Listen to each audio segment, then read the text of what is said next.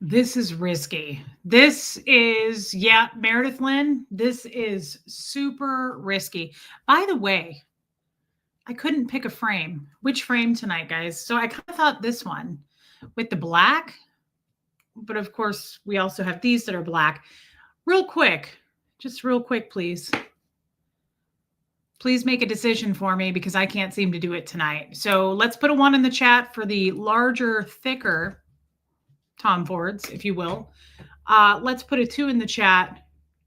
Hey, Laura Dupree. I'm kind of feeling the 2s. Hey, no one. Hey, Liz Tricks, Iwa, MLG Gamer. I'm kind of feeling the 2s. Susan P is feeling the 1s. Down's mom says 2. Katie did it. Hey, old Charlie. Everybody says 2 except Buffy. Oh, Buffy's here for manipulative roll call. Hey, Catherine B. Alicia, Moozy, Maisie, Shiloh's on time. I forgot what 2 was. Lumen says 1. Empowered Wendy, good to see you, babe. Your husband's home. I'm happy to hear that. Okay, everybody's sticking with these. Okay, whatever. We'll just do that tonight. You know, there's plenty of nights. What are you doing? Bubsy? Bubby. Bubby never makes an appearance. Come here, Bubsy. Bubsy? Bubby. Bubby? What are you doing? Come here. Aww. Oh, help me. Look, it's Bubsy. Oh, Bubsy. Oh, he's our special boy. Look at how cute he is, you guys. He's really gotten big, too. Shamey hit a growth spurt. Oh, Bubsy. He's not all there. He's got some neurological issues, but I think he does anyway. But the vet said he's okay, but he's not all there. And he has, oh, Bubsy. Oh, he's so nice. He's got some coordination issues. Ruthie Brown, good to see you. Hey, I live for now. Leslie Mosley, C-Dub, Joy Lee, Tony Scuta. Hold on. Do you think you're a bad influence? Yes. I went to TJ Maxx, Sephora, and then took myself out for lunch. Yes, but in a good way. I mean, according to LRH, we only live 76 trillion years. My God. Live it up, Renee B. That's what I always say. Hey, Mary Barons. Trixie made it. Kim is blue. Purple fire. I just learned that cats have autism, and my orange cat does for sure. Interesting. Never heard of that before. He's definitely got, like, I think he, hey, Anne, hope between the dreams. Mods, by the way, thank you for being here. I love seeing you, Jason P. Your package should be there Tuesday. Thank you, Amy Edge. You said you sent me something from Etsy. Hey, Sandy Kovacs.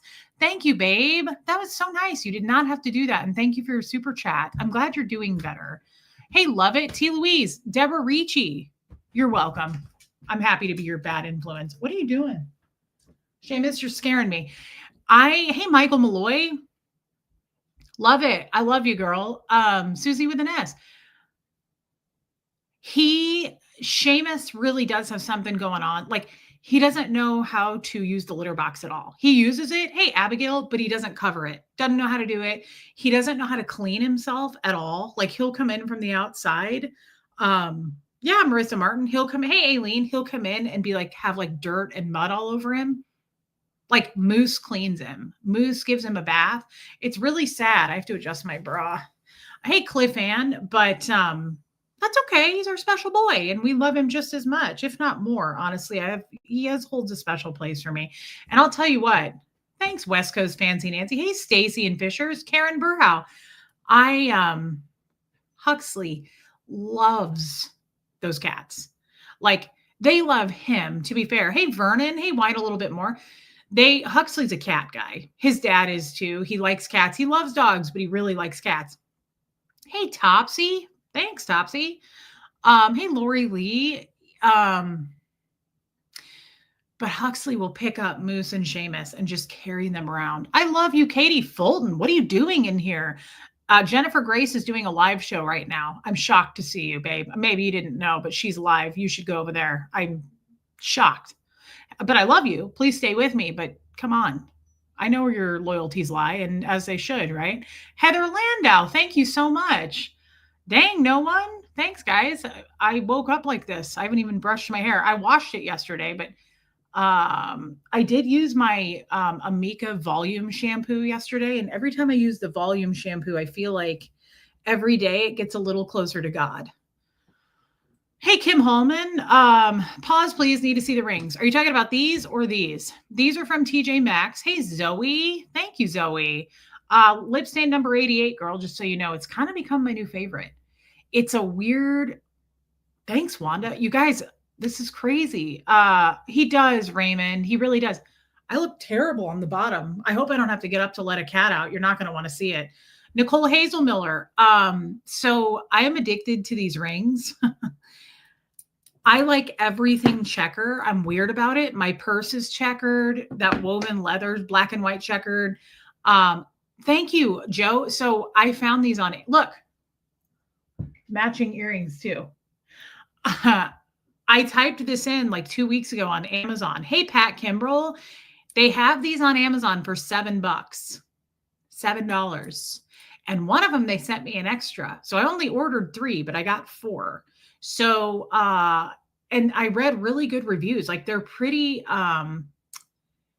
like they're solid. They feel good. The reviews, hey, Queen of Karma, the reviews are amazing. I want some checkered pants too, Zoe, and I just love them.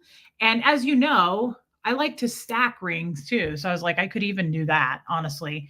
But hey, Shelly Kelly, I really love black and white checkered. And for $7, Tammy, healing vibes, babe. I did not know that you were still there. I love you, Tammy. Hey, Kimberly in Japan. I just am really into checkers. No, Vernon. No, I did not. Grifting from Amazon too. Yeah, I did, Deborah Ricci. I did. I hate to talk about my purchases, and I realize $7 is a lot to spend times 3. But that's what happened. I think the 4th one they accidentally, because I'm a size 8 on these fingers. This one is Kestrel. I will get to you. This one I think is a 9 because it's a little bit bigger than this one. And so this is the one I think they look, it's like way too big. That's sexual. That's sexual. It wasn't intended, but now I can't stop. I think I just feel lonely. I'm almost done.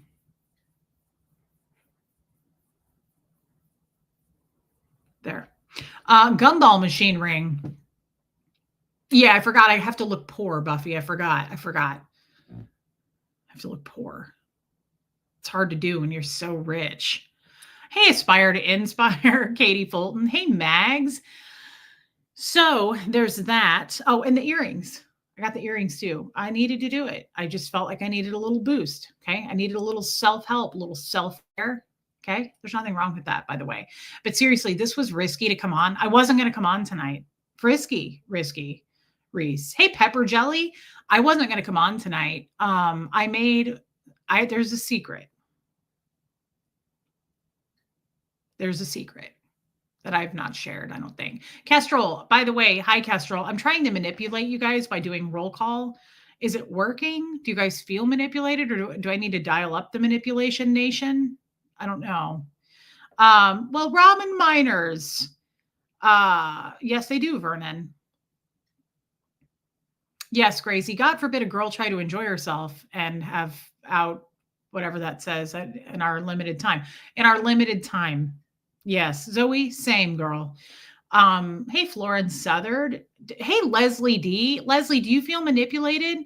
Oh, Kestrel, you're ready to Venmo me? Yeah, if you don't mind, it's under Reese Harley. Reese 0708. Mods, can you post my Venmo while Kestrel's in the mood? I bought a checkered serving tray at Home Goods. I'm in love with it. What is it about checkers? Manipulation station. Should we roll call that? Like, welcome to your manipulation station? Kind of like LRH did. Yes, I do, Vernon, a lot. I like anything 80s. Hey, Ghostwriter, I'm sorry to hear that. What did LRH call? He called it the forgetter station. There was another word for it, and it's escaping me. Hey, Diana H. Diana H, I love that. Thank you, babe. And I love you. Hey, Angie Mo. Anyway, I have a secret. This is, Shelly. There's Shelly, by the way. People were worried about Shelly, and I'm sure that they've been talking about it worldwide. Like, Uh-oh, one of Reese's mods escaped. Thank God she showed up because I wanted everyone to know that I wasn't abusing her in any way. She wants to be manipulated. She wants to be here.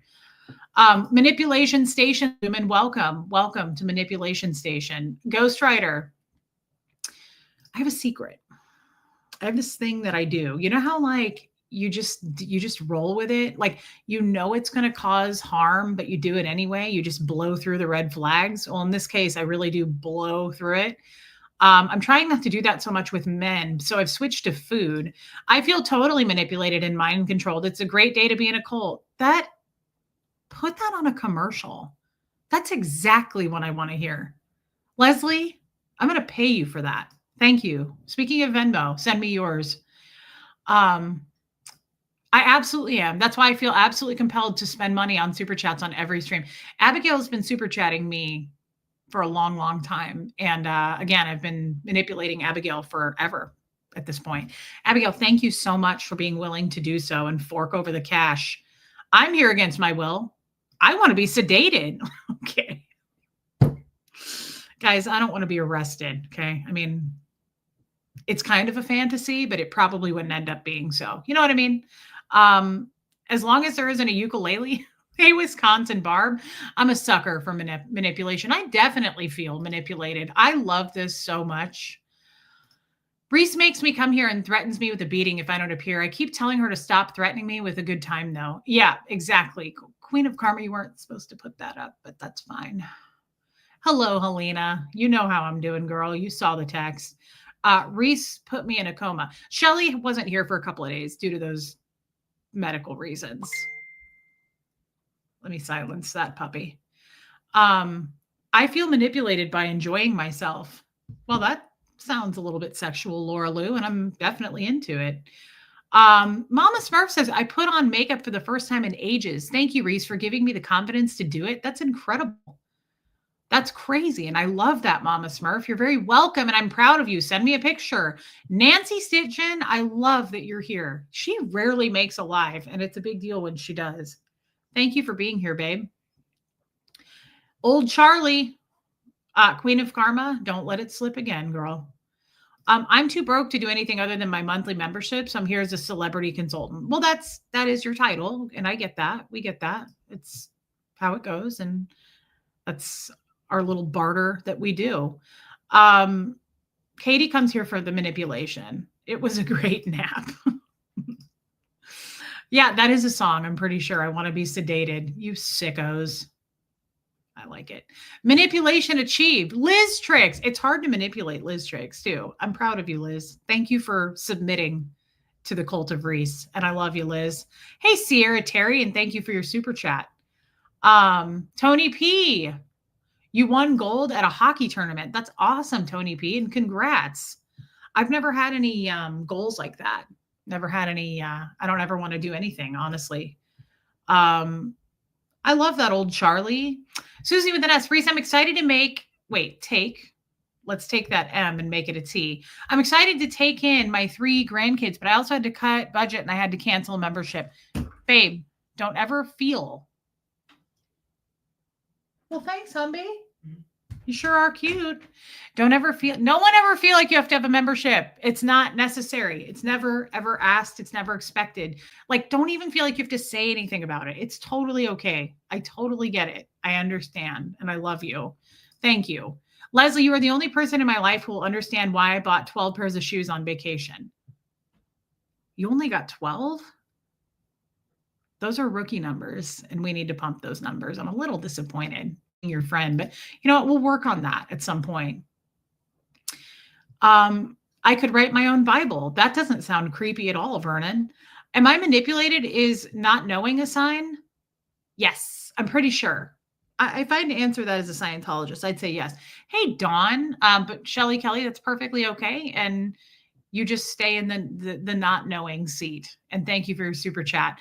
Angie Mo, roll call, manipulated submission. Yeah. Is this the malevolent queen? Thank you, Angie Mo. Is this not creepy? Like, we've passed the point of creepy that someone says roll call is manipulative. I think this is what pisses me off. I think people throw around those words way too much.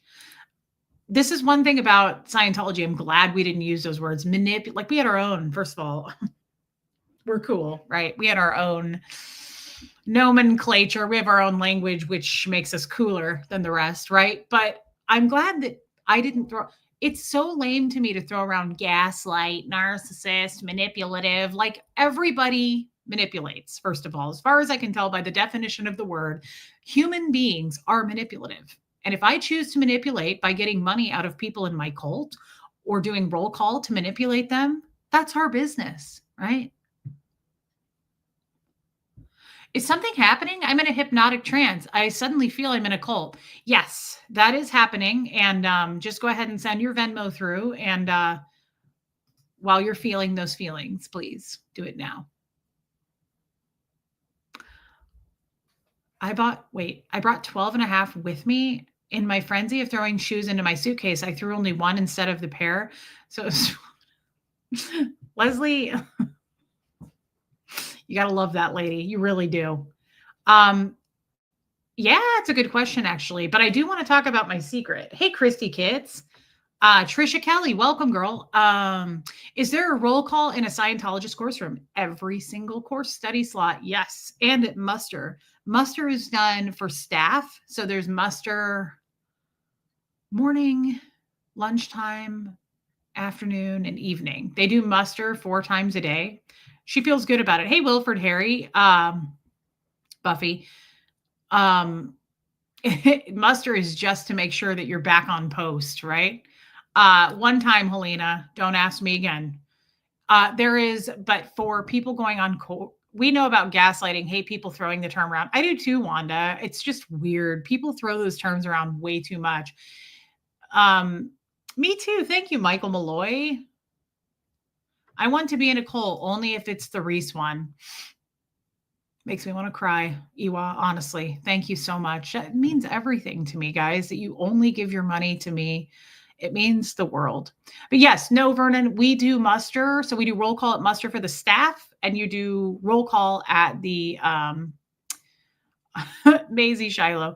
You do roll call at every course study slot. So yes, they hold up a board and they call everybody off, and you go here.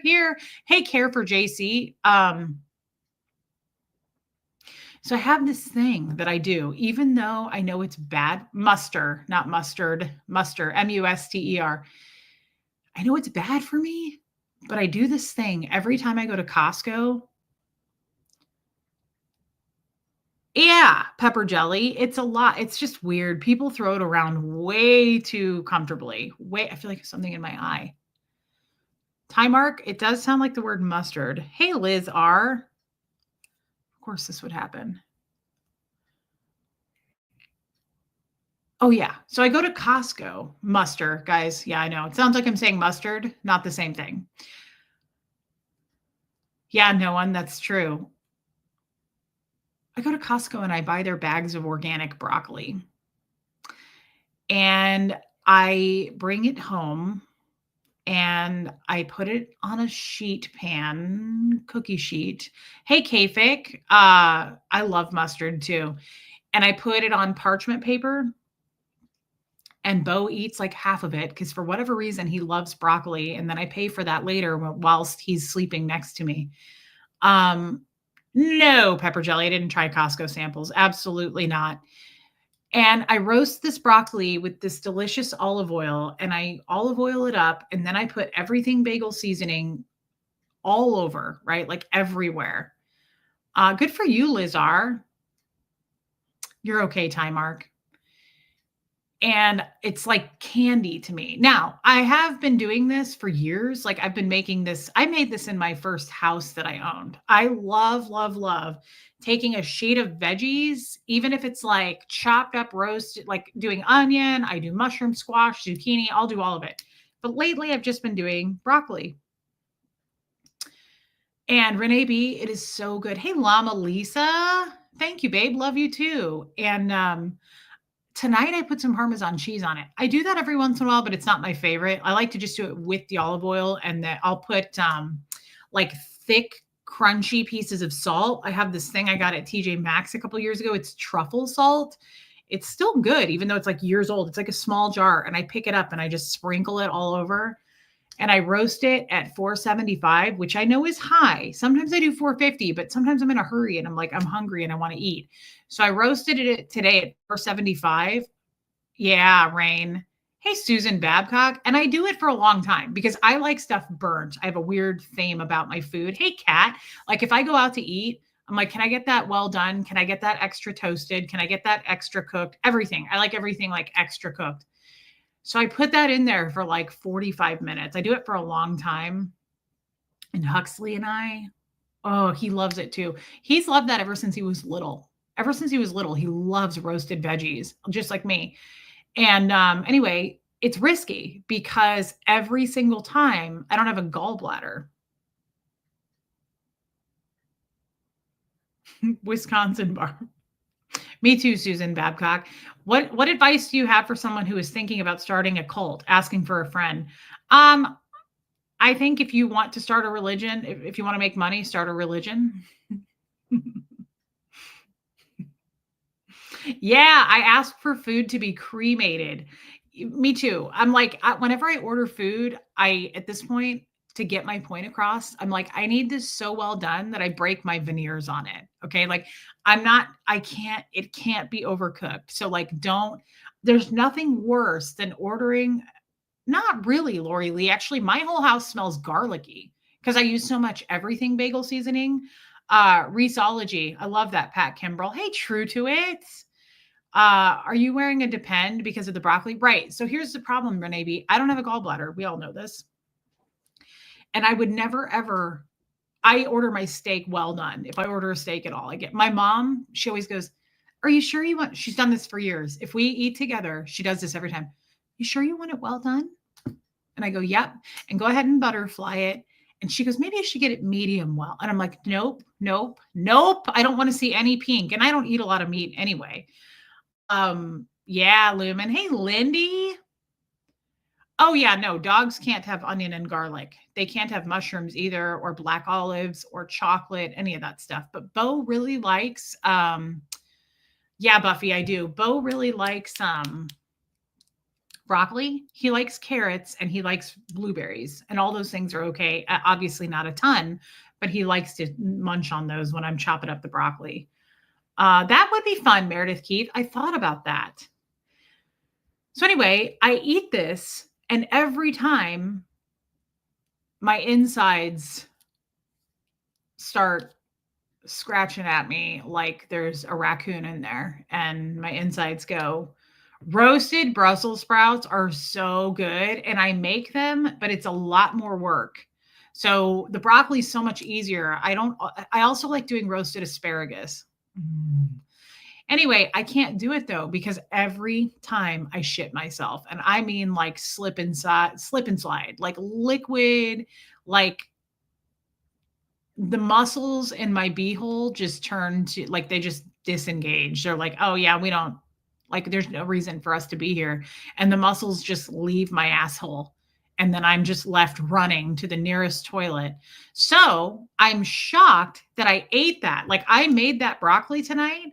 When I set the oven at 470, 375, 475, yeah, Lumen, I was like, okay, well, I'm not doing a show tonight. There won't be a show because I'm starting to make this and I will absolutely. And so I posted that in the Facebook group and I was like, going live, but yeah, I need a card. It's the oil. I'm sure. I thought going live and I wrote, but I'm going to give it a few minutes in case I have to poop myself. I'm going to try to get that all out first. Shockingly, I feel totally fine. I feel nothing. Like I don't have that feeling like, oh my God, oh my God.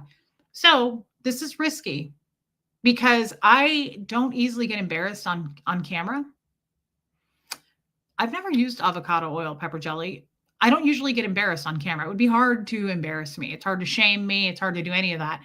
If I was sitting here right now and I had like, if this starts happening and I feel like I have to shit myself, I promise right now, I'm going to make something up and try to carry us off like nothing happened. Like, I'm just going to be like, well, I forgot that I have a thing in the morning, so I have to go, you guys. Yeah, it's just going to be like that, and then I'm going to sign off. Um, Good for you, West Coast Fancy Nancy. Yeah, absolutely. So we might have a short live. I don't think so, Time Mark. I think I would have felt it by now. I gave it a good 30 minutes and I feel nothing. Living on the edge. Yeah, on the edge of my beehole. Yeah. No shame if you have to run, says Renee B. And I appreciate that. I appreciate that. Yeah, we are on to you. Yeah, Time Mark. I get it. There's just a lot of embarrassment that, like, I'm single, so that's cool. But when I start, no, because I have a bidet, Joe. When I start dating, that's going to be so awkward. The two things, hey, Drayston, the two things that I would say I get most embarrassed about when I get a new boyfriend or a new husband, whichever comes first. The thing I get embarrassed about is shitting myself because that happens a lot. Damn, that sounds good. I need a card. But also my beard. Like, you know how some men like to yeah, Marissa Martin. You know how some men like to when they get kissy and passionate, they like start kissing, which I like they start kissing your neck. It does. I agree, Helena. I remember I used to say that to Jeff. I'd be like, no, no, no, don't do that because you're hitting my beard. Um, Trisha Kelly, thank you for understanding. That and shitting yourself in a relationship is always risky. Renee B also shits herself quarterly. I shit myself at least every 4 months. I'm not kidding. I always have. Ever since I got my gallbladder removed, I'm like, I just crapped myself. Excuse me. It's a bummer. It's a bummer. Yeah, true to it. The whiskers. Hey, Debbie A.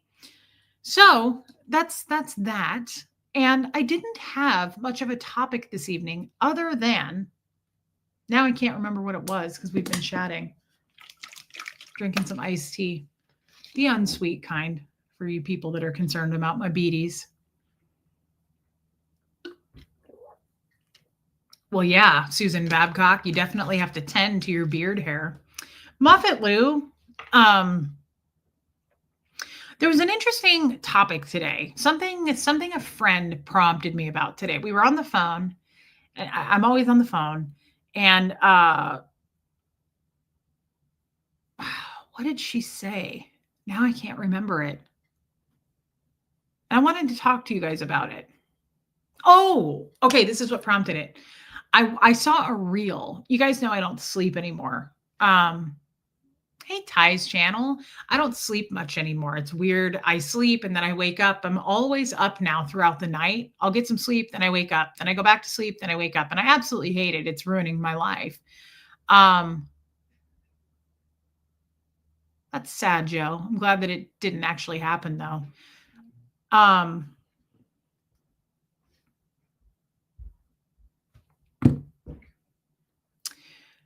I watched a reel sometime while I was awake. And this guy said something, and I'd never heard this before. And I want you to tell me if you guys have heard this before. Hey, Patty Hartman, I actually never drink this. They were buy one, get one free at Publix like 2 months ago. And I forgot that I bought two. I found this in the back of the fridge tonight because we took the trash and I was cleaning out the fridge. And I was like, oh my God, forgot I had that. I like tea. I just don't drink it much. Hey, Peggy Collins.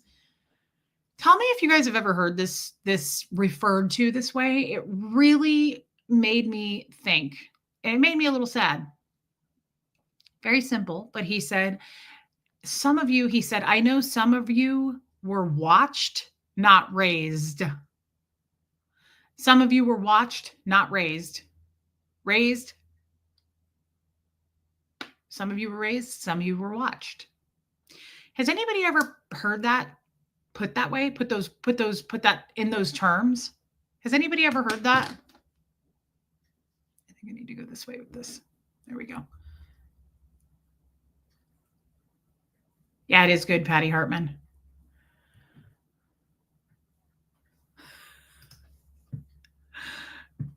Liz says no. I love that I saw you just went live, randomly popped in right when you're talking about pooping your pants. It's the most real channel I've ever been on. Team No Gallbladder. That's quite the compliment, honestly. Thank you. Hey, Rhonda Westland.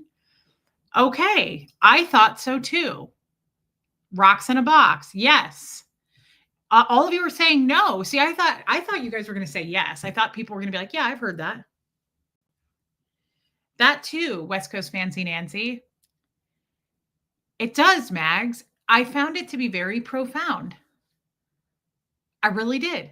Some of you, no, Muffet Lou, it's not. I heard it on a reel of this guy that I love following. Super uplifting. He said, now I know some of you were watched, not raised. And I was like, ooh, I like that. Okay, Wanda has heard it. Guys, this makes me think of that stream we did about realizing consent versus comply. It's such a difference when you really think about that and think about your own upbringing. I would totally classify my upbringing, hey, Margie Barr, by I was watched. Sometimes I wasn't even watched, right? Yes, West Coast Fancy Nancy says it really does cause some deep thinking. It does. It really makes you, it started making me think about Huxley, of course, right? As his mom. But as a child myself, I was certainly not raised. I mean, I know that. Good for you, Lindy. Yeah, Pat Jonas says that's a lot to digest. I've never heard that. Watched, exactly. Yes. Yes, true to it. We do. I just thought that was really something. I was produced, then thrown to the wolves. That's sad, Angie Mo. 80s kids were neither watched or raised. Yeah, I need a card. I mean, there's probably something to that, right? Like I'm an 80s kid, but Christy kids, I hadn't either. And I can't speak to your guys' upbringing. I get that, Renee B.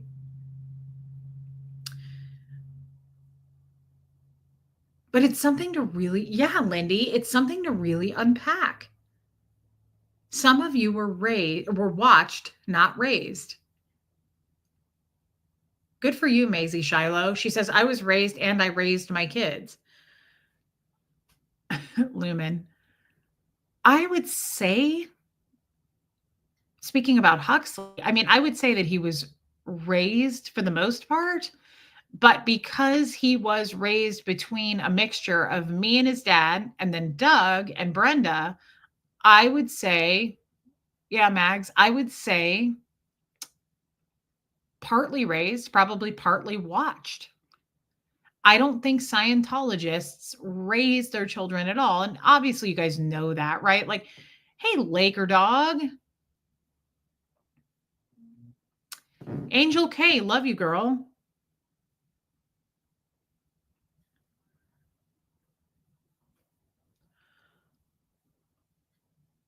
I mean, there's all kinds of reasons. There's all kinds of reasons that Scientologists, they don't raise their kids. We know this. I mean, kids are, yeah. I mean, Haley Sane, I was going to say this. There you go, Joe Virus. Scientology doesn't think children are children. They think they're tiny adults, right? Yes, that's correct. And sorry, guys, someone's texting me that I felt like I had to answer because I rarely get a chance to answer this person. They have a tight schedule.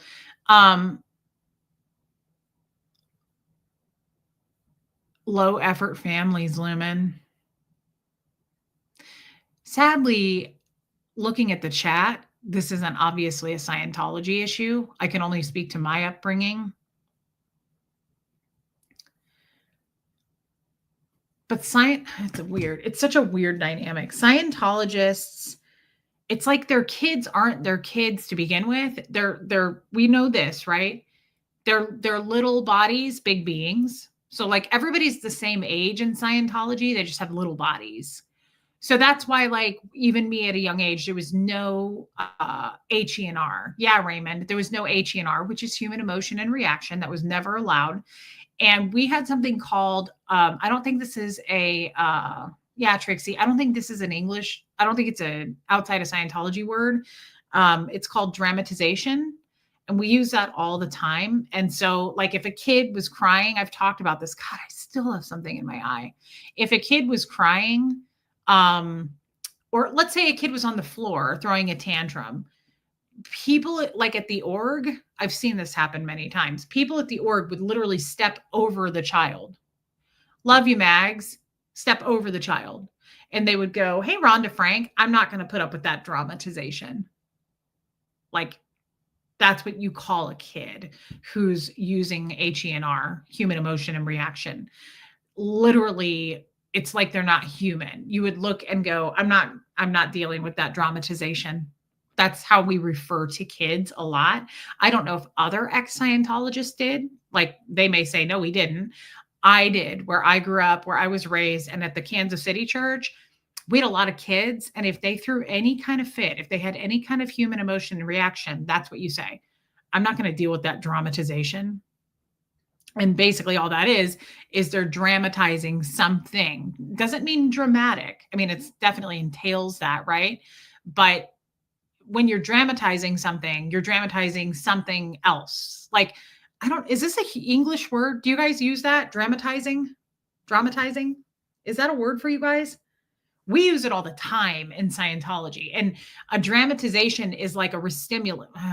That's a Scientology word too. It's a restimulation. A restimulation is like something triggered. So,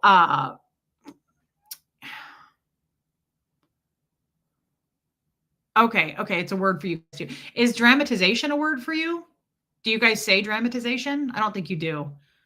Like, you don't use the word randomity, do you? That's a big word in Scientology, but I don't think it's an outside word. Randomity? No one you would know. Okay, Lumen says over dramatization. Joe says yes. Okay, Marissa Martin says no. Okay, so some of you are saying Moon Taxi, some of you are saying no, some of you are saying yes. A dramatization, an adult can pull off a dramatization too, but no to randomity. Okay. Dramatization is just something that, yes, it includes being dramatic, but you're being dramatic because something has keyed in. I can't explain this without Scientology words. No one help me. No one, you should know. Dylan's on in the chat, is he? I can't translate to English right now. Hey, DNB. Okay, Kat says dramatization is a common word. It is not, it's not the same. It's not the same definition. Okay, thanks, Joe. Hold on, I just saw a question. Somebody just asked me a question and I can't see it now. What's the weird baby formula? Okay, I'll tell you in a minute. Okay, so I feel like I'm giving you guys misunderstood words. Audrey, hey, Lacey Silver. Keyed in, yeah, is the same thing as triggered. So it means something. Rhonda Frank, thank you for that validation. She said, say it in Scientology and we'll try to figure it out. A dramatization, okay, would be something where a person is restimulated or a past incident is keyed in. If children are adults in small bodies, is it common for kids to confess to being a soul of an adult that had died all day long? Yes, it's very common. Yeah, Patty Hartman.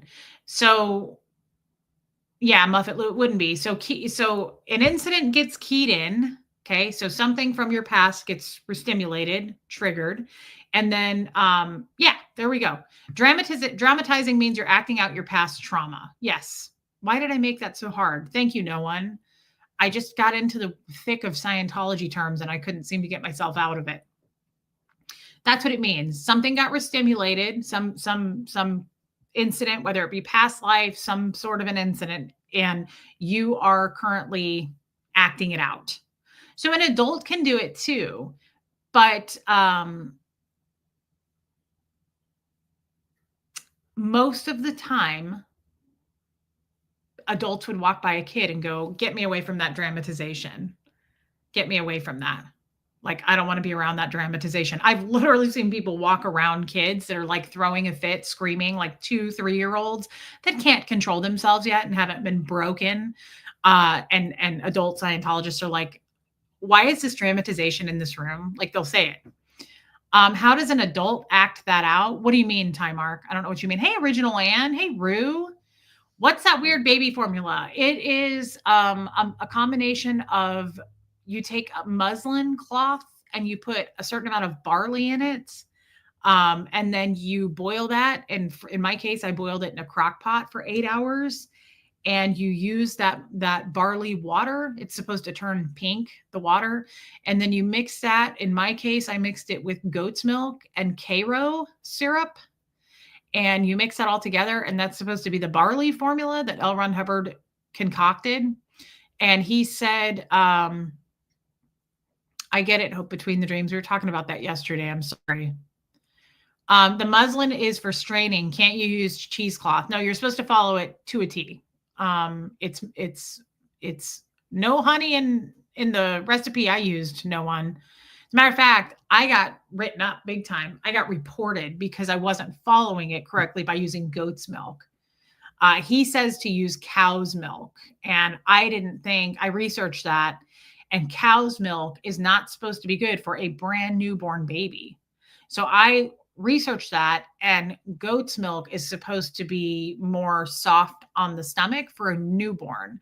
So I switched to it's Karo. No one, it's not honey, it's Karo syrup. So I switched to goat's milk, and I got majorly written up and sent to ethics over that. And the only people, I didn't taste it. I don't drink milk. I can't even think about milk. Milk makes me sick. I don't like the thought of milk. I've never tasted the barley. I was raised on the barley formula as a child, but even my mom says you and your sister both hated milk. Like my sister and I don't like milk. I can't even look at it. Milk grosses me out. Adults can also experience what? A dramatization time arc would be the same thing. Like if you're restimulated about some past incident in present time, you'd be doing the same thing like a child would. So I wish I could find the reference on the barley formula because it would blow your guys' mind. I'll put cow's milk in my chai. I will drink milk in a tea or something like that.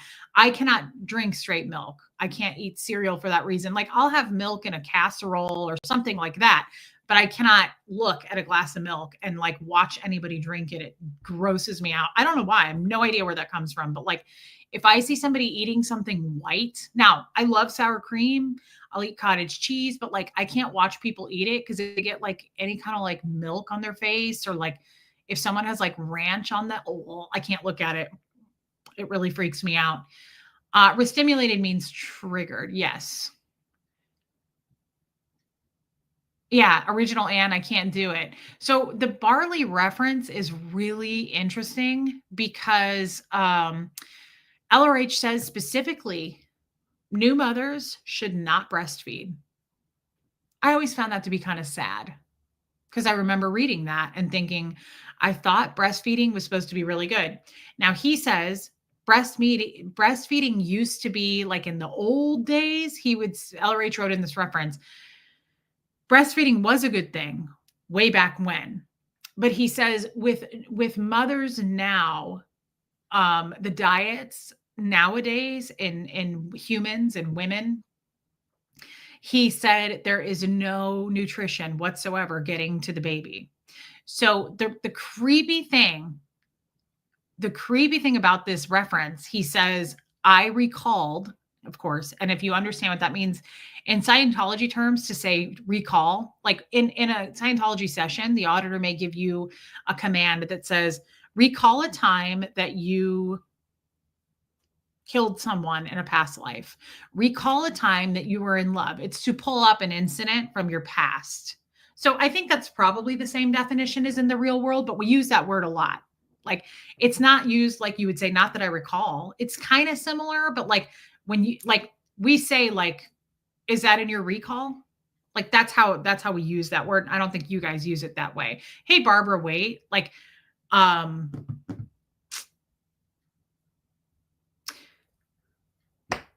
anything within human history, you might say as a Scientologist, like, do you have any recall on that? That's how we use it. So it's different than I think. That feels a little different to me, maybe not. So he did what I'm trying to say is in this reference, he says, he's speaking for himself, and he says, what I had to do to save babies right now in this day and age is he says, I recalled a past life incident He says from like 1200 years ago. And he goes, I recalled a time where I recalled the Roman soldiers drinking this barley formula, hey, always late before they go into battle. And he says it's packed full of protein. You could live on it. This barley formula has all these nutrients.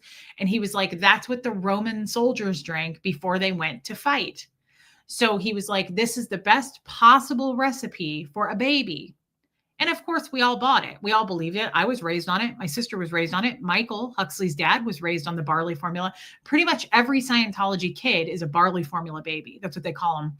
You're a barley formula kid, right? Like, you weren't breastfed, right? Like, breastfeeding, he says, is very frowned upon. Like, don't do it. Do this instead. Haul out your crock pot before you go to battle. Yes. Yeah. The only reason babies don't starve in the barley water diet is the goat cow milk. Otherwise, they'd be terribly malnutrition. Well, I will say this. Huxley was a big kid. Hey, Riley's human. He was 10 pounds, 4 ounces when he was born. He was a big kid. His dad was 10 pounds, 3 ounces when he was born. So big kids, right? I'm not sure if that's the reason why, but I remember my in-laws constantly saying, and this was like for the first year, Huxley was always, whenever I took him to the doctor, he was always in the 99th percentile. Hey, Wendy Murray, he was always like bulky. He was a big kid. He weighed a lot. Everything. He was long. Well, because of the fact that he wasn't like a little scrawny baby, right? He was born larger. My in-laws would always say like, oh, look at that barley baby. Like, you can really tell a barley baby. He's so meaty. He's so bulky. And I was like, is he, or was he just born that way? Like, his body was born that way. When he was born, he looked like a Chipotle burrito. He was huge. So I always thought that was kind of it was just weird. But Huxley was on the barley formula for the first, I think he drank it for like 14 months, but he never got baby formula. I never breastfed him. And I remember feeling kind of sad about that. I remember feeling, I wonder if I should have breastfed him, right? And looking back on that, that is so effed up. Like, I remember taking him to this pediatrician, and she ended up, I got a different doctor for Huxley. I really ended up liking the other doctor more, and he kept him until he retired. And this pediatrician was so pissed she wouldn't see us as a patient. She was so mad. I brought him in for his like 6-month or whatever checkup. And she was like, so you're feeding him what formula? Like, she wanted to write it down. And I said, well, we have our own formula that we make. And she gave me the weirdest look. She was like a newer doctor. And she was like, what? I'm kind of surprised this woman didn't do something more about it. She fired us as patients, though. She was like, what are you doing? And I explained it to her, and I probably should have lied. Like, that's my issue. Like, I'm a little bit too upfront about stuff that I probably shouldn't have been. I mean, I already felt weird explaining it. There's some things as a Scientologist, looking back, you just kind of overlook the red flags. Like, there's some things that I believed in my heart to be true. Like that I was 76 trillion years old. I believed that all this past life recall. I believed that I pulled everything in that was ever done bad to me. I believed that I was in control of matter, energy, space, and time around me. I believed in the dynamics. Like, some things were very real to me. But then I would feel feelings of doubt when I was in the outside world, if that makes sense. She probably did think it was abuse. No one. Oh, she couldn't report you because Huxley was healthy, so she fired you as a patient. That could be Kestrel. Once you're isolated as a Scientologist, though, in the outside world, Does that make sense? Like, I took him to a doctor's appointment. I was by myself with him, and I was surrounded by non-Scientologists in that moment. So I didn't have anybody there to like back me up. And a lot of formulas are bad too. Florence Southern says. Yeah, Trisha Kelly, it's hard to. So anyway, she was like, "What are you feeding him?" And I said, we make our own." And she was like, "What does that mean? What are you doing?" And I said, it's a barley formula." I was like, and then I remember saying, and I'm sure she was like, "What?" I said, it's for religious it's for religious reasons. Like, that's really a first. I could see like vaccinating. Oh, thank you, Rain. She says you have a healthy teenager. You did great. Well, he's super healthy now. Yes, he's always been healthy, and I've always taken him to the doctor, and he's always gotten a good report. So, I mean, that is true. Thank you for saying that, Rain. But I doubt, I can see people saying like we do this for religious reasons. A baby formula was probably a stretch, but it was the truth. It was for religious reasons. And I just remember her being like, she was so rude. I remember her first name was Angela, but I can't remember her last name. And she was like, "What?" And I said, "Well, it's a formula that I was raised on." And I remember getting really like sweaty and uncomfortable. And this lady was like I feel like a little overbearing with me. I remember her looking at me and she went, "What's going on here?" And it made me so uncomfortable. No, she didn't ask me what religion rocks in a box, but I remember her just like narrowing it down to, she went, "What's going on here?" And I was like, "Hey, P. Taylor." I was like, oh God, I felt really nervous. I was like, where are my Scientologists right now? Because I need them. Like, I didn't know what to say. And she said, she handed me my records that day. She gave me a file and she was like, "You're no longer welcome in this office. You're going to have to find somebody else." And I was like, okay, like that's weird, but okay. My ex does say I'm a great mom, Lindy. Yeah, absolutely he does. I loved the outside world, but if something Scientology came up, I felt bad anxiety, if that makes sense. Yes. Me too. No, not me too. Actually, not at all. I didn't love the outside world. I didn't love the outside world. I felt nervous if I was by myself in the outside world for a long time, but I felt super bad anxiety if I had to bring up Scientology at all. Like, if I had to talk about Scientology in the outside world, yeah, I got like really anxious. I felt weird. I would sometimes get sweaty because what is the thing that people go to in the outside world when you speak Scientology? For me,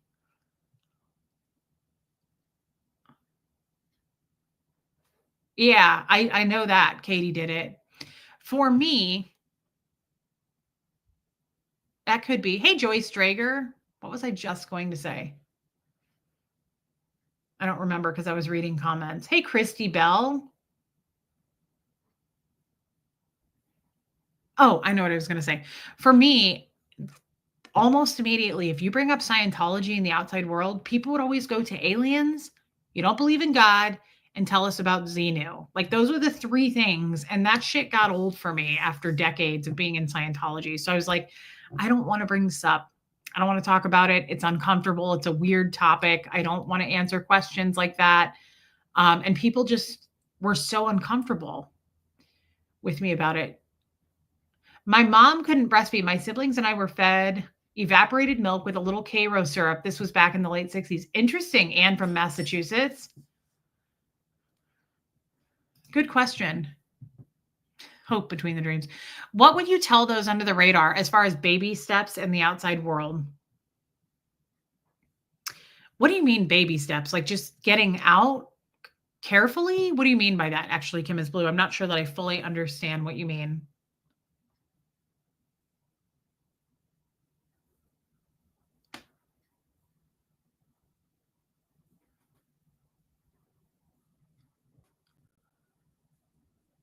I had a doctor fire me claiming I was displaying drug-seeking behavior because I kept trying to get a refill on my medication, which is not pain or psychological meds. I mean, yeah, I've doctors are not always correct. Baby steps of how to feel okay in the outside world. Do you mean once they get out? Like once they're out of Scientology? Or do you mean like, good night, Lindy? Do you mean them trying to get out under the radar? I feel like I want to answer this question, Kim is Blue, but I don't know what you mean. Like once they're out, or do you mean trying to get out? Because it's two very different things. Either way. Okay.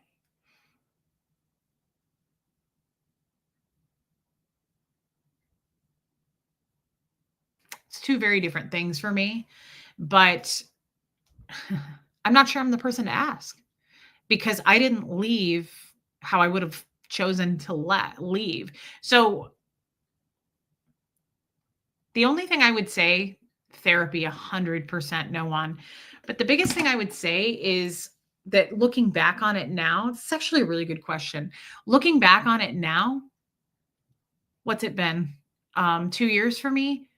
It's not what they told us it was going to be. As far as therapy, no one is right. But as far as therapy and as far as the world itself, the non-Scientologists, the people. Now, don't get me wrong, there's some terrible people out here, but it's not scary. It's not what they told us it was going to be. They told us it was going to be this super, hey, sassy, super degraded being cesspool environment of like nothing but criminals and perverts, is pretty much what we're told.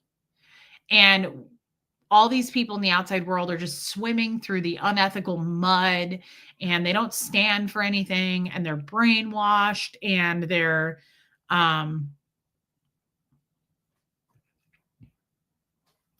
you reached out for help to the Aftermath Foundation. That was indirect baby steps, if that makes sense. Yeah, for sure. I reached out for help. I would say for anyone to reach out for help 100%. And that could be any of the ex-Scientologists and any of the foundations that help with that. If you're not comfortable doing that, my email is always posted. I'm happy to help. I love helping. There's two people. One of them I don't talk to as much now, but one for sure that's under the radar that I've been talking with. Do you think you would have made a plan to get out if you were never outed? Yeah, Kim is Blue. No, Renee B, but I would see one. I just don't have one. Do you think you would have made a plan to get out?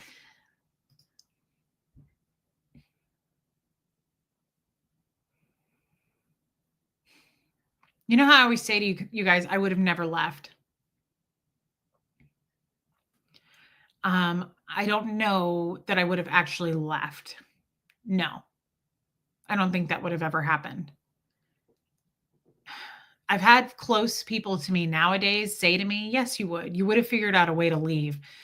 I just remember so clearly my phone call with Aaron. And I remember like telling him I was so excited to talk to him. And I remember just saying to him, like, I don't want to leave because I don't want to lose everybody, but I'd love to be able to get out of this, but I know I can't get out of this. Like, I think it's pretty clear when you're a Scientologist, there is no leaving.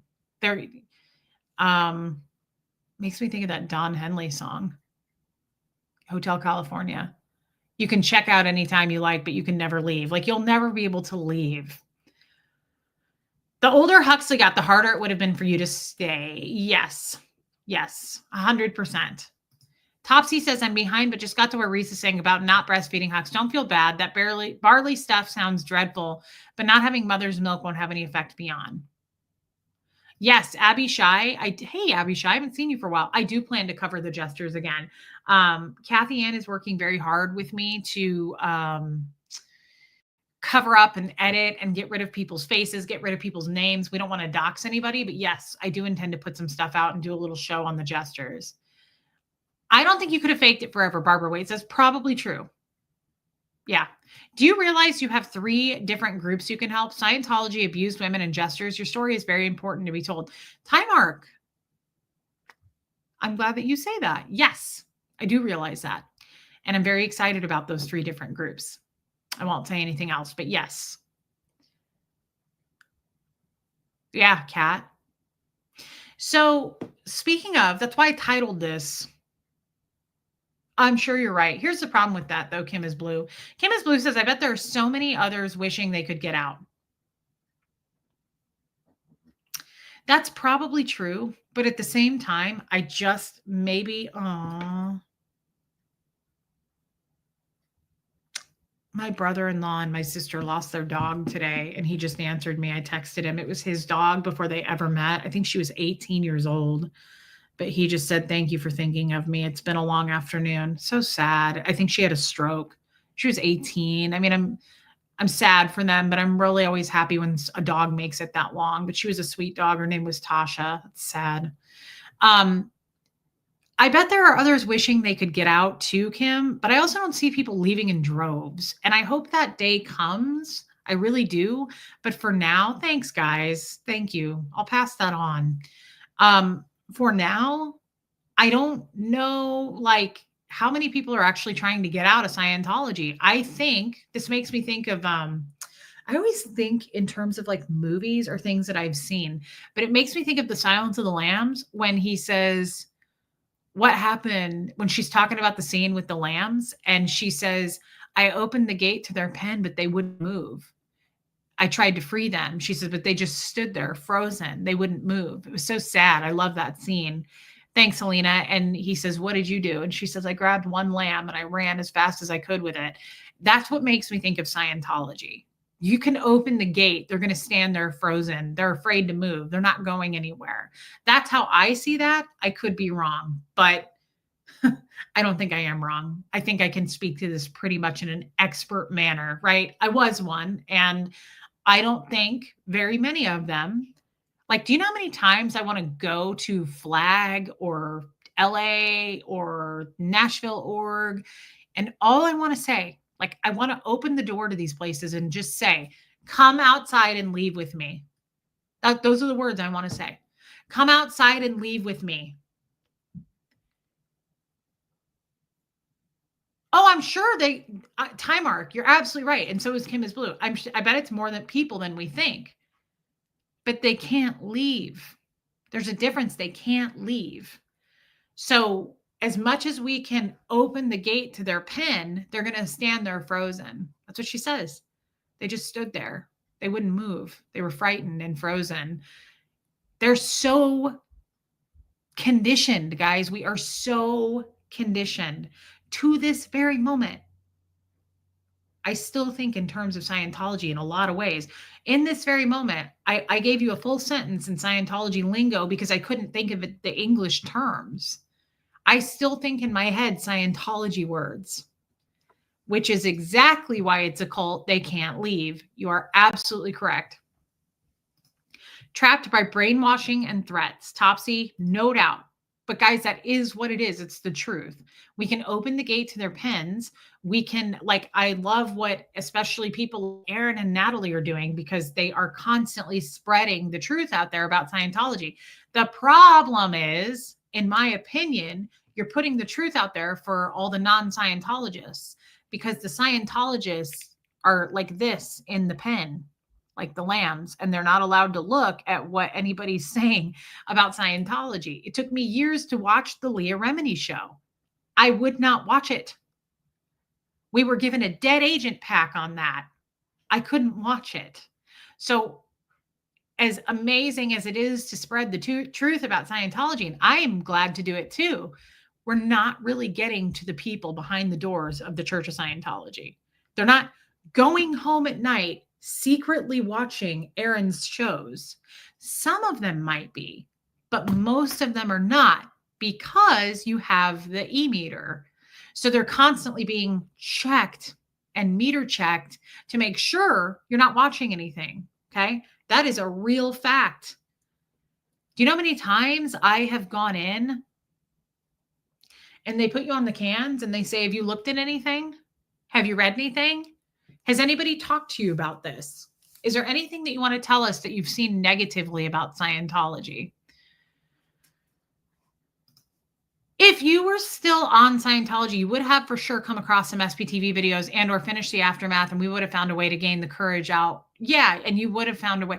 I mean, Reese had 1 foot out of Scientology and 1 foot on a banana peel. That's true. I don't, unfortunately, as much as I made friends with Aaron Smith Levin, guys. Is that Bubby? Yeah, he wants to go Bubsy. As much as I made friends with Aaron when I called the Aftermath Foundation, I loved him. I loved talking to him. Topsy, I'm glad. I didn't watch his show. I didn't watch his channel. I didn't watch YouTube. Even when I was friends with Aaron, under the radar, not doxxed yet, I did not go watch his channel. Does that tell you something? I didn't watch it. When he outed me that night and called me the next day and was like, look, I accidentally put your name up. He was like, I don't think they saw it. I was sitting in Jeff's office looking at Jeff with him on speaker. And I was like, and Aaron was like, I think there's like, we're good. I think we're good. I didn't even see that show. How many of you put a 1 in the chat right now? There's so many of you that say, I watched that show. I saw when he doxed you. I didn't even see it. I didn't watch his show. Thank you, Trisha Kelly.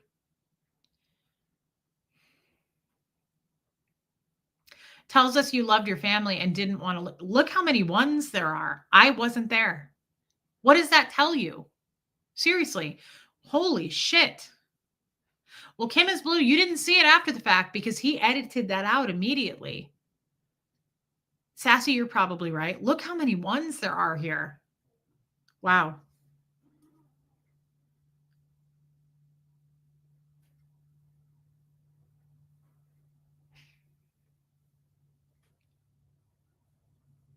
Wow. I love that hope between the dreams.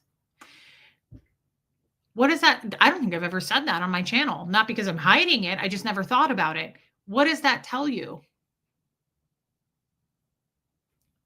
I was speaking to him under the radar, but I was just his friend. It's not that I didn't support his channel. I just didn't watch YouTube. I mean that when I say it now. I don't watch YouTube. I happen to be a YouTuber, but I don't watch YouTube. I don't watch anybody. I don't tune into anything. No, Lori Lee. Bubsy?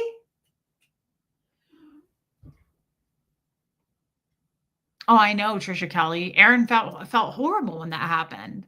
Little did we know it was going to save my life and my child's life, right? And open all kinds of doors. And I would find friends and therapy. I mean, it's totally changed my life.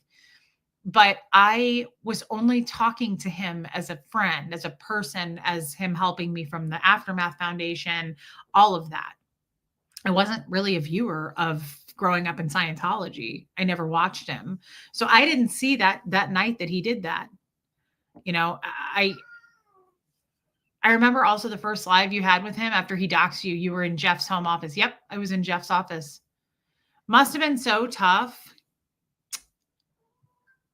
to feel like you were surrounded by this serial killer and still feel there's no way. Yes, it was, Original Ann. It was really hard. And I've been thinking about those emotions like Seamus, quit being cray. I've been thinking about those emotions lately a lot. Like, and as far as once I was, hey, little mink, I didn't know that, no one. I did know that actually. Once I was doxxed, Seamus. Having to play even more of the double agent type, like having to do that even more, having to up my skills of like pretending to be a Scientologist. Now, luckily it didn't last long. I guess I forgot. How did you find out? Talk to Aaron. I called the Aftermath Foundation after I saw the show.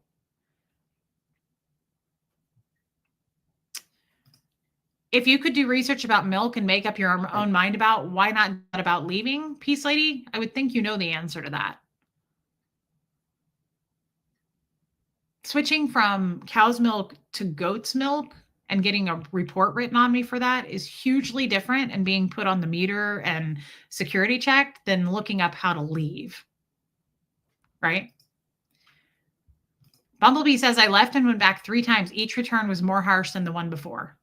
Yep. Hey, Provin G. I'm sorry to say this, but I'm very happy you were outed. Don't be sorry at all. Don't be sorry at all. It's amazing. It's the best thing that ever happened to me, guys. Seamus said, F this pillow. He sure did. The woman in that video has grown and blossomed. It has been wonderful to witness. Thank you so much, West Coast Fancy Nancy. It's hugely different to be willing to lose everyone you ever knew. Everybody I ever knew. Right? And I've been thinking, I think that's one of the reasons, Seamus, why are you being all crazy? I think that's one of the reasons that I've been feeling, yeah, it's a high crime. I've been feeling Love you, Patty. Why do you sound like James Earl Jones? He sounds like Rodney Dangerfield.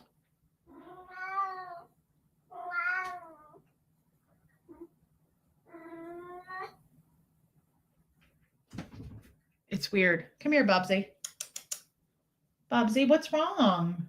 Bubby? Shamey? What are you unsettled about? Yeah, Peace Lady. It's just two totally different things. Researching milk and researching how to leave Scientology and then being put on the cans, two very different things. Bubsy? Bubsy. Come here. Oh, Hims is so cute. She's so cute. Where's your brother? Are you upset that your brother is probably outside? Oh, Bubsy. Bubsy doesn't like me to hold him. He only likes Huxley to hold him. He's okay, Renee B. He's just talking like Mufasa from The Lion King. What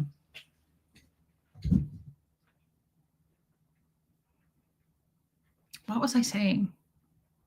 I have been, I think, kind of tired lately, like physically tired, because I've been talking about this behind the scenes a lot with a friend, just going through the motions and the emotions of what it was like in those moments of being outed. And it's been heavy. Yeah, Muffet Lou. I don't know where Moose is, but he does love Bo. Seamus thinks Bo is his father, and it's sad. But he is fatherless, and that makes sense. Shamey, quit being weird. It's I can tell good vibes. I don't let them out at night when the sun goes down, so we need to get Moose in. He can't go out now. Seamus can't go out. There's too many predators at night. They can go out during the day, but I don't let him out at night. If that makes sense. See, I'm really glad we're even processing and talking about this. Like, there's so many emotions that I have felt lately. Just again, like the feelings of depression when I first found out about this, and just the hit I took. I mean, even still to this day, this is such good content. I want to talk about this, but I don't know exactly how I want to put it into words. But like, even to this day, I still think about things, concepts in Scientology, and I'm like, I guess that's not real. Like, it's hard for me not to. I spent 38 years believing this crazy cuckoo shit. And some of it, looking at it now, I'm like, whoa, I can't believe I believed that. But some of it's a little less. And I'm like, what am I supposed to believe now? Does that make sense? Oh, Rain, that's sad. Yeah, hope between the dreams. I can't have them outside at night. There's just so much to it that I still feel like I haven't even unpacked that. I haven't even talked about that. Does that make sense? I guess it makes sense to me too, because I don't do Scientology content all the time. Yeah, Kim is blue. It'll take a while to work through. I don't talk about Scientology all the time. How often do we talk about it? I don't know. Maybe once every other week, once a week. I don't know. I'm not sure. I know it weaves into our stuff, but so that's what brings me to this title. Reese, when you stop saying we about Scientology and start saying they, you will have turned another corner. Yeah, I do say we. I still talk like I'm a Scientologist.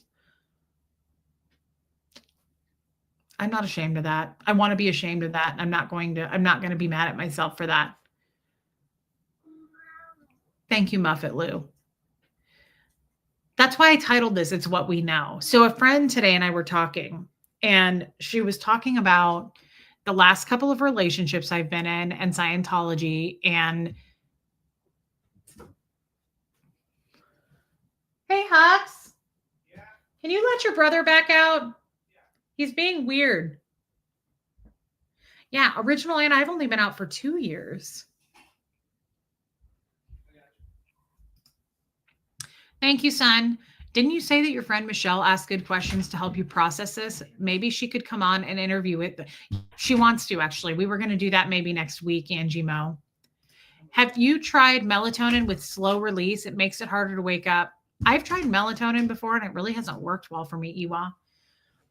Thank you, Hope Between the Dreams, and I love you too. So a friend asked me something today. Thanks, West Coast Fancy Nancy, and said something about the last two relationships I was in. And she said, that is so like not normal. And she said, my husband has never called me names. Like we fought, but it was never disrespectful. Like what I'm saying is, and I'm not trying to slam any of these guys, but like even the Dan O'Connor thing, even people throwing chairs in Scientology, we're so used to. I think what I'm getting at, I have a really high tolerance for what I will allow someone to do to me. Does that make sense? Are you on the store? I might. Do you still need? I know you need milk. Yeah, that's it. I have everything else. Like chicken. Are you out of milk now? No. Okay, good. All right. I might, son. Sorry to interrupt there. You're okay. Violence is normalized for sure, but did you hear that? Huxley said, tell everyone I said hi. Hux, I'm going to have you say Happy Mother's Day to the ladies. If you want to wave to people right now, you can. I'm the one that said that you can't come on the show. It's not like it's illegal. If you want to say hi, you can. No, I get it. Oh, kid, mom came out. You could just pop in and say hi. Hey, everybody. Aww. I'll come on Mother's Day, I guess, maybe real quick. Yeah, I was thinking you could come on Mother's Day and just say hi to everybody. Mm-hmm. Look at how big and tall he is, everybody. Show your arms. Oh, yeah, my arms. Show the other one. Look at him. Look at how bulky he is. Huxley bulks up. He works out. He eats protein. He counts his macros. He's pretty beefy. Yeah, I'm beefier than I was when I used to be. I wasn't very beefy. I think it's that barley formula. What's that? You were raised on it. Oh, yeah? It's a weird Scientology milk that you used to drink in your bottle. Oh, well, it sounds healthy, so I don't know. I'm not sure. I'm not sure that it was. He's very tall. Yeah. He's very tall. Here, are you wearing shoes? No. I am, so I'm not sure. We're kind of close to the same height. You have shoes on. So. Yeah. Oh, sorry about my shorty shorts. I have shoes on. You're taller than me for sure. Look at his arms. Yeah, I was doing some arms and forearms and stuff tonight. So. Yeah, Don't skip leg day either. Never skip legs. Don't skip leg day, everybody. Yeah, he's much taller. Yeah. He eats eggs. He eats a lot of eggs, Rue. I'm gonna eat some tuna and spaghetti. Probably. Tuna and spaghetti. Are you gonna eat the leftover spaghetti from that restaurant? Mm-hmm. Yeah. Well, it's good saying hi to everybody. You're so cute, Hux. That's cute.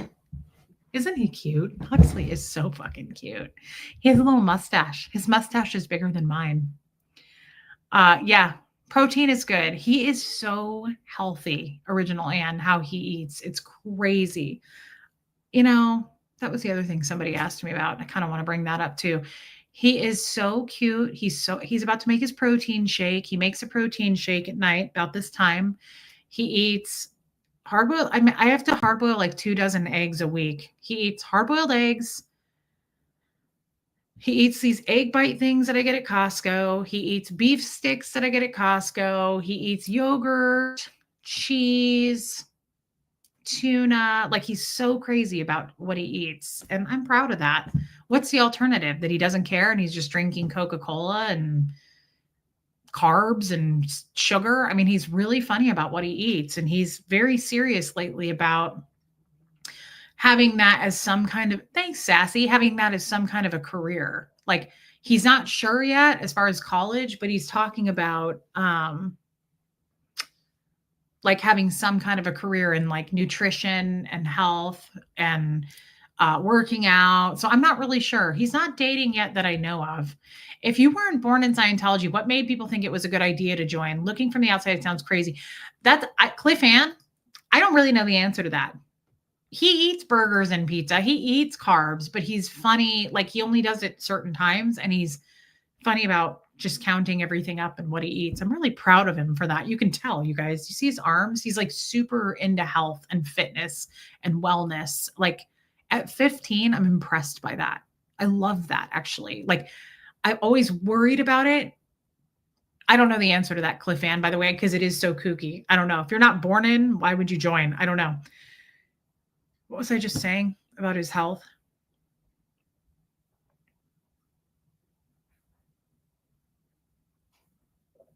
I don't know. Other than he's really, really insane about his diet. And I don't know what I was going to say other than, oh, I always worried about that. So this is something I've never said probably, but as a child, I was super, hey, Michelle P., I was super almost over the top about what he ate and how much he slept. I was a freak about that. And that's not a Scientology thing. I don't think, because I've always been that way with the men that I've been with. Like, I always made sure Huxley was in bed when he was little. Like, I would make him go to bed by like 7:30, 8 o'clock. I always like tried to make him get at least 12 hours of sleep as a child. I never let him have sugar.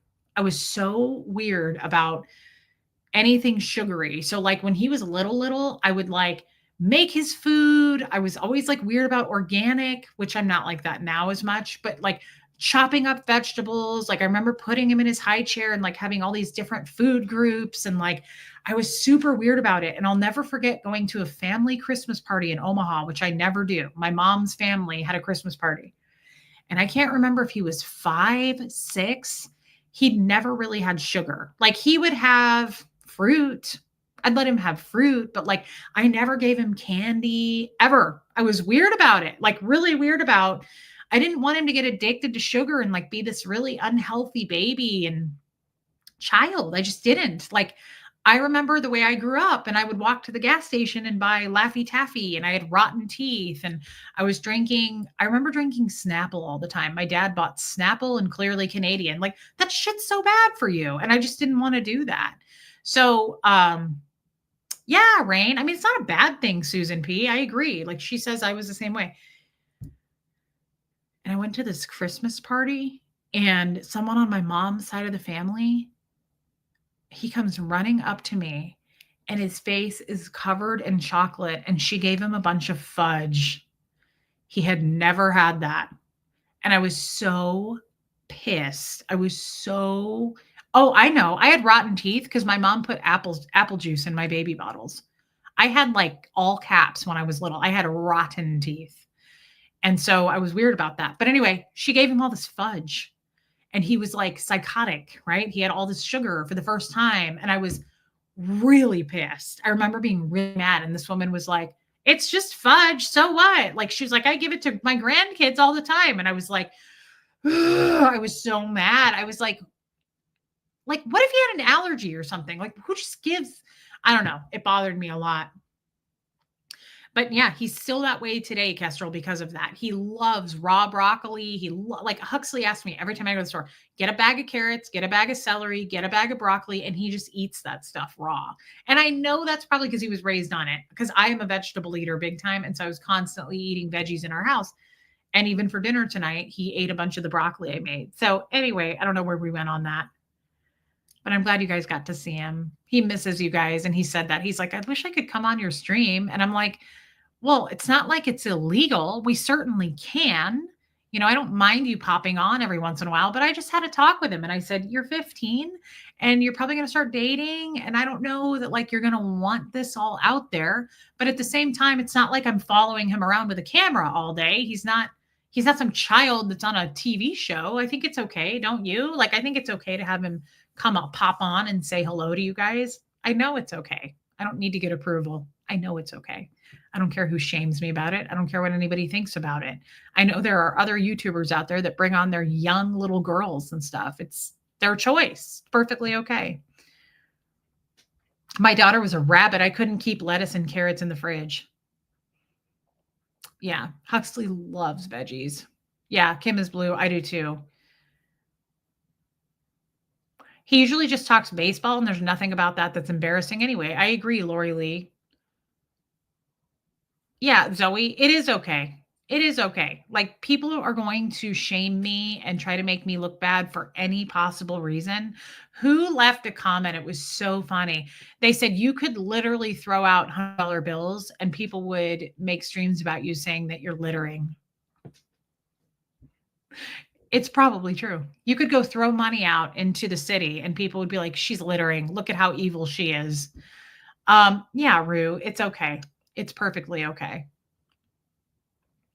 So, unless there's more to talk Scientology, we can wrap this up. I wasn't even going to come on tonight, but I still feel fine. Like I'm not going to poop myself at all, which is great. Yeah, Trixie. But people are going to say things about us whether we want them to, whether it's true, all of that, right? Like they're going to do it anyway. Hey, power lies to paralyze.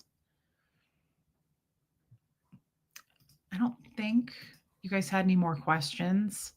I will be back tomorrow. I have things I have to do in the morning. I have some things I will just say. Sorry, Raymond. I have some things that I'm really looking forward to that I can't talk about yet, but I have some like really interesting things that I'm taking part in and I'm helping with, and it's behind the scenes, and I don't really want people to know about it yet, but I'm going to be a part of some things that are really helping people. And my secret was the broccoli thing that I make broccoli and then I shit my pants. Yeah, gossipers are gonna gossip. Assholes are gonna post nasty comments. I love you too, Kestrel. It's so true. It's so true. Thank you, Kim is blue. But there's a lot of things that I'm really trying to work toward to help people behind the scenes. And Patty Hartman, that's kind of you to ask. My dad's actually doing really well. He has chemo this week. He has chemo every other week. He's doing pretty good, I think. Thank you, Trixie. But I'm really looking forward to it. I'm looking forward to the things that eventually I'll be able to talk about when they are fully formed. Hey, Cheryl Roberts. Hey, Marty Jewell. And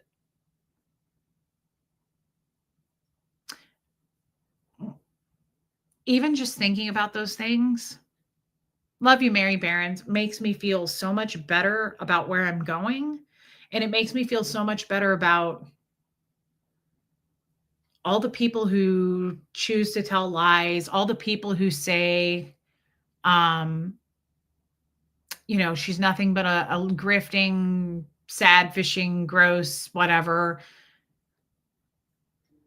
When I'm working on all the stuff I'm working on behind the scenes to actually help other people, it really is hard to let any of that stuff affect you. It really is hard. You look at those people and you think, what are you doing to help anything ever? Like, what are you doing to help your environment? Are you doing anything? Like, do you self-help? Are you working on yourself at least? Do you reflect in any way? They don't. And that tells me all I need to know. I don't need to listen to somebody who says terrible things about me, who just never met me, who doesn't know me. You don't know what I'm doing and you don't know where I'm going. How do you feel when you wake up in the morning? Sassy says, I'm tired all the time because I don't sleep anymore, but mentally I feel really grateful every day that I wake up now. You guys are the first thing I think about. My channel is the first thing I think about every day. And I think I am so lucky to have 400 plus people a day come in and listen to me talk, listen to what I have to say, hold my hand through things, validate me, tell me when they think that I'm not on the right track, tell me when they think that, I don't need to hold on to that guilt anymore. I love you, Katie Fulton. Hey, Shay. There's so much support here. Just having this channel is a lot to help people, says Peggy Collins. Love you, Joe Virus. I agree with that, Peggy. This channel alone has helped so many people, and over 5 million people have watched things on this channel. And that means the world to me. So it's hard for me to wake up anything but grateful every day. And I know that sounds cheesy to say, but it's true. Thank you, Sassy. I wake up every day and I think of all the friends I have. And I think of the friends that I watched a clip today. Kat, the perfume that Katie Fulton sent is called Baccarat Rouge 550, I think. It feels like home here. Who has seen the movie? I love this movie. Almost Famous. I absolutely love that movie. I've seen it so many times. I used to watch it a lot with my first husband. It does, Trisha Kelly, because people who are hateful are not grateful. I'm not trying to rhyme that. They're not. People who are just full of hate are just full of hate. They're not looking at what they have to be thankful for. It's all perspective, right? No, Cliff Ann. Yeah, it's with Kate Hudson. I wish I could play the clip, but I'm afraid I'll get demonetized. There's a part, and I'm still not over his death. Love you, Michael Malloy. Philip Seymour Hoffman. I'm not over him. I absolutely loved Philip Seymour Hoffman. I think he was such an amazing human being off camera, but an amazing actor. I'm not over that. You are genuinely relatable, Reese. Definitely the most relatable ex-Scientologist. Topsy, that means so much to me. Thank you for saying that. Thank you, Trisha Kelly. I feel the same. No, Raymond, I'm not. So there's a part in that movie with Philip Seymour Hoffman, and he's talking to the kid. And I listened to this clip today, and I love his character, Lester something in that movie. I can't think of his last name. I know Katie did. And he says in this part, he's talking to the kid about the band, Fever. Was it? No, that was the name of their song. Stillwater. He's talking to the kid about the band. And he says, "Oh man, hey Jessamine." He goes, "Oh man." He goes, "You made friends with them." And he says, and this made me sad. It made me choke up a little bit because it made me think of the downfalls, the pitfalls of YouTube. Really made me relate to this quote. He goes, "You made friends with them." And he goes, "Friendship is the booze they feed you to get you drunk so you feel like you belong." And I thought, as much as I've seen that movie, that line didn't mean anything to me until now, right? When the student is ready, the teacher appears, kind of a thing. Like I've heard that 100 times, but it didn't absorb for me until today. So he goes, "Oh man," he goes, "You made friends with them, didn't you?" And he goes, "See, friendship is the booze they feed you to get you drunk to make you feel like you belong." And I thought, oh, that's really hard hitting because that's where you don't know. As much as I love my channel and I feel very seasoned. No, Zoe, it's from a film called Almost Famous. I feel very seasoned at this point. I'm not a rookie anymore. And I don't fall for those things. But in the beginning of YouTube, I feel like that happened a lot. I felt like he was talking to me in that moment. Can I play that like just for like 10 seconds or will I get demonetized? I wonder if there's like a certain amount of seconds. I don't want to play it and then get like a strike or something for playing it. So I won't. But he just says, friendship is the booze they feed you so that you'll get drunk on making you feel like you belong. And I thought, man, that's the part of the world, the YouTube world, right? Like I remember coming out of the gates and everybody wanted to be friends and I didn't know how to be a friend to a lot of these people. I'm not saying people weren't genuine, but some of them weren't. Some of them were not. Absolutely not. I don't think I can, Angie Mo. I don't think I can. I did that with George Carlin clip not that long ago and I got demonetized, but I didn't get a strike, which was fine. I just didn't get paid for the views on that particular stream. I didn't care about that. That's the love bomb, says Trisha Kelly. And coming from Scientology, that's especially hard to make friends. Yes, Angel K. Yes.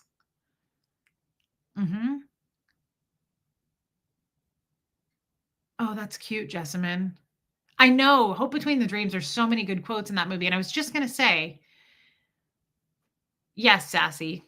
I had some fake friends for sure in the beginning. And there's one thing that's true. Hey, Galen, there's no such thing to me. I don't care who you are. Like, there's no such thing to me. Yeah, Shelly Kelly, as a friend who pretends to be your friend, But then later comes out and says, because I'm upset with you, I'm going to show receipts to the world because I don't like you anymore. Like, that's not good or healthy for either. That's toxic for both people involved. And I feel like I've been burned, right? And I have definitely burned people. I'm not saying I didn't, but it's so true. Friendship is the booze they feed you to get drunk on so you feel like you belong. And you have to be careful navigating. I feel like coming out of Scientology, I was fresh out of Scientology and I had all these people going, let me be your friend. Let me be your friend. And I was like, yes. But the problem is I didn't know how to be a friend either, right? Like I wasn't very good at being a friend. Hey, Debbie Zito.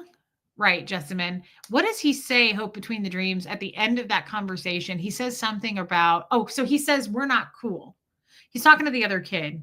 And he says, we're not like the attractive ones. He said, we're always going to have trouble with women. He says, because we are not cool.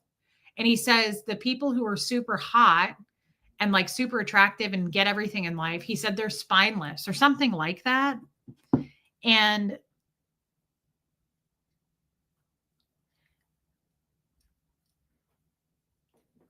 yeah, hold on.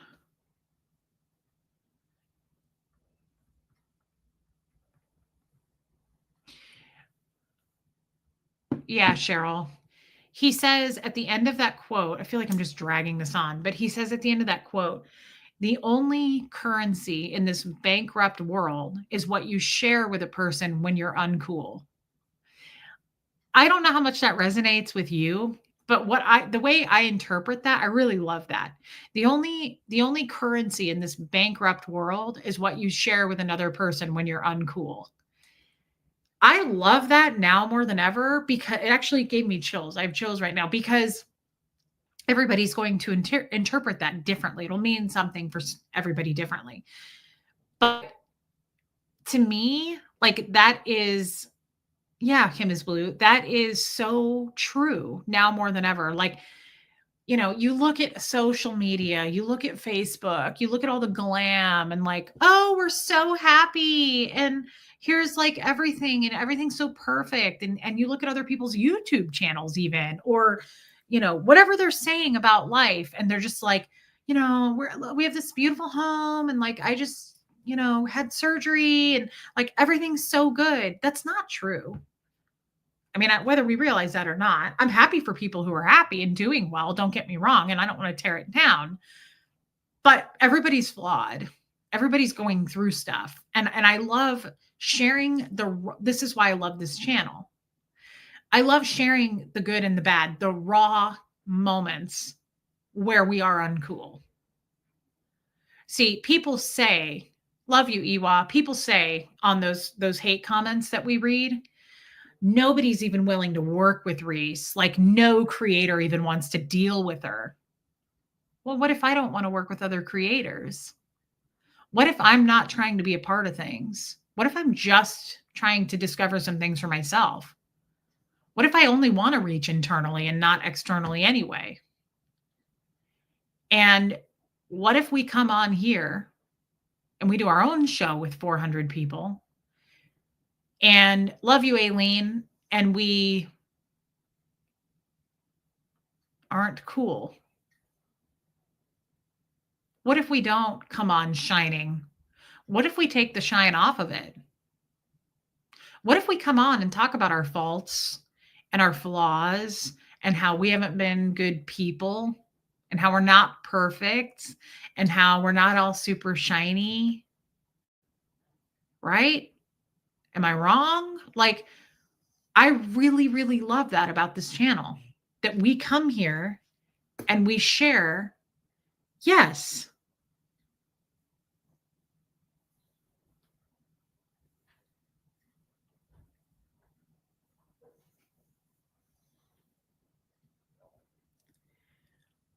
Because it's authentic. If it's not authentic, keep it moving. I'm socially awkward. Yes, Buffy, me too. What if we just come on here? Yeah, I love being flossum. That's an awesome word, Original Ann. I just love that. The only currency in this bankrupt world is what you share with another person when you're uncool. And to me, that just means when your guard is down, when you're flawed and you're letting it all out there, what's so wrong with that?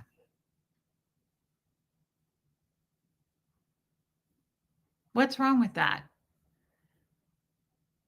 The good, the bad, and the ugly. Like, what's wrong with not coming on and acting like everything's fine? That's why I was talking about a text from a friend the other day that was like, you need to step away because you're self destructing or you're self imploding or whatever it was. Yeah, it is hope between the dreams. What if that's okay? What if these people accept me anyway?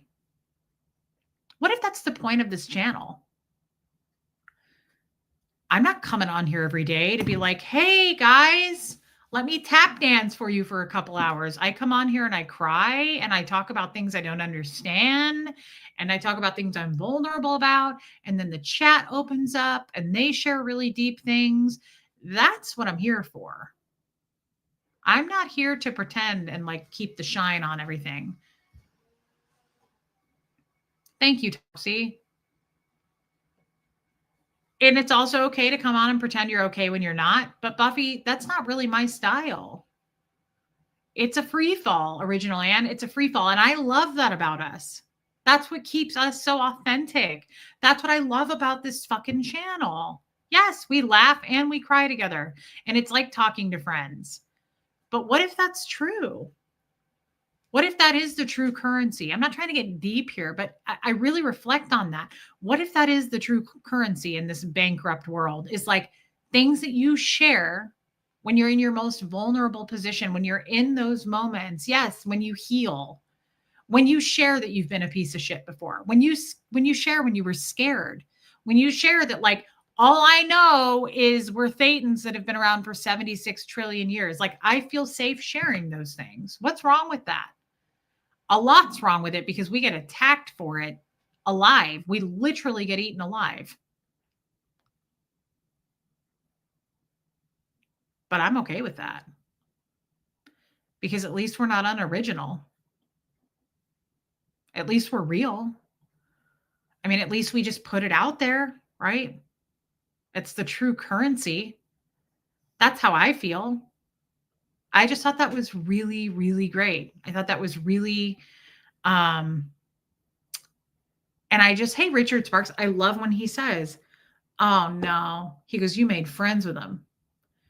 Friendship, he said, friendship is the booze they feed you so that you get drunk feeling like you belong. Now, that's dark, and I don't want to believe that because I have made true friendships here. But it's a great point that you have to look for that. You have to pay attention to that because there are people out there dressed as a wolf in sheep's clothing. I mean, we know that. I've learned that the hard way for sure. Very recently, even. And then I find myself blaming myself for things I shouldn't be taking responsibility for. I'm all about taking responsibility. Trust me. One thing about a Scientologist, we don't ever try to escape accountability. Like, I love how people pin me to that narrative.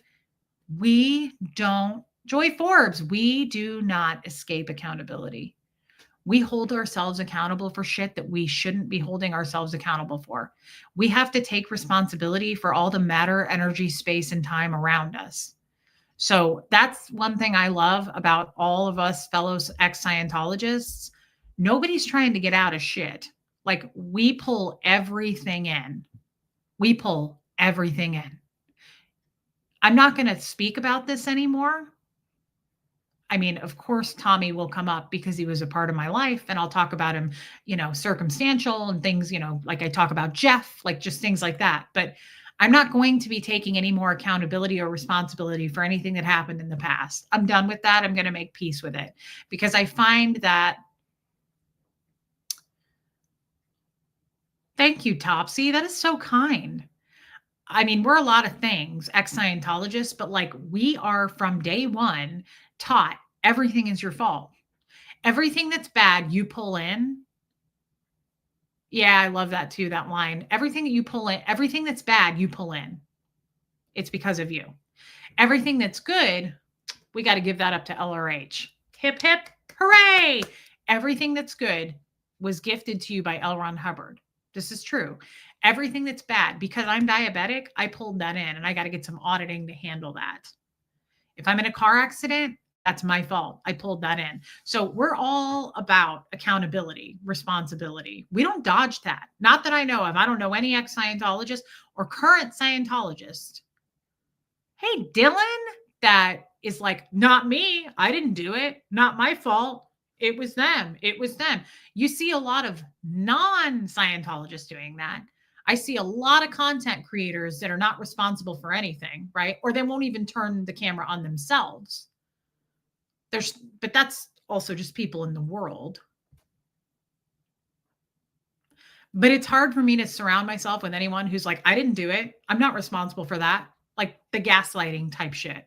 I was married to a man like that. And it's hard to do that because as Scientologists, we take on not only our own responsibility, but we kind of carry around everybody else's too. We're just taught to do that. Anyway, I don't know where that came from, but I'm glad I said it because I really, really, really love that movie line. I love Philip Seymour Hoffman. Hey, Erica H. And he's just such a good actor. My God, he's a good actor. And I'm not over his death. Him and James Gandolfini, well, Tom Petty, Robin Williams, like there's some of them I'm just not over it yet. I'm not fully processed that they're gone. Yeah, I meant it's okay to come on and not pretend you're okay. You don't put on rose-colored glasses and just act like nothing is wrong. You tell it like it is. You don't pretend. Yes, that's true. That's true. I will come on and stream and say, this is not a good day for me. Here's what I'm going through. I just find that refreshing and I don't want to be any other way. I don't want to come on and misdirect and try to like throw shade and chaos and go, don't look at me, look at this. It's just not my style. Yeah, Lee saying, I love that movie. I love that movie. So, love you, Dylan. I'm glad that you popped in. That's nice. I love Dylan. So that's that. Please hit subscribe while you're in here if you want to. And I want to say thank you tonight, guys, for the super chats. Thank you for the memberships. I always appreciate that. But more importantly, yeah, Jessamine, it's my love language, quality time, right? Yeah, Debbie Zito. And I appreciate your time. I always appreciate your feedback. I love it when you guys just engage with me. That's what I love about this channel. So thank you. Thank you for being here. I will be back tomorrow, probably in the afternoon. But guys, I mean it. I love you all and I appreciate you being here. I'm glad that Huxley popped in and I will see you guys tomorrow. Everybody have a good night. And here comes Fred.